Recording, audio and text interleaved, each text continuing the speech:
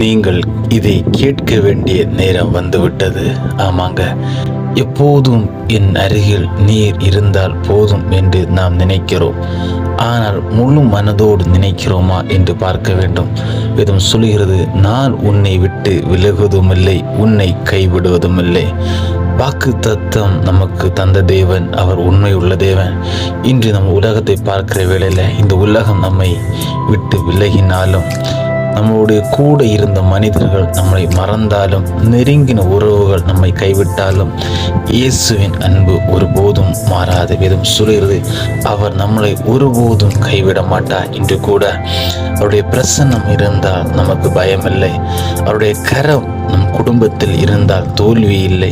அவருடைய அன்பு இருந்தால் நம்பிக்கை என்றும் குறையாது. ஆமாங்க, இன்று நம்முடைய வாழ்க்கையில் அவருடைய கரம் நம்மேல் இருந்தால் நாம் செய்யும் ஒவ்வொரு காரியம் வெற்றி மாத்திரமே.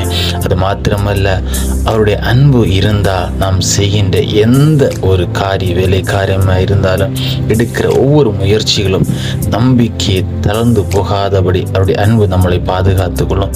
இன்று உங்களுக்கு இந்த வசனத்தின் மூலம் தேவன் உங்களோடு கூட இடைபடுவார். கர்த்தர் தாமே ஒவ்வொரு பிள்ளைகளும் ஆசீர்வதிப்பார். ஆமென்.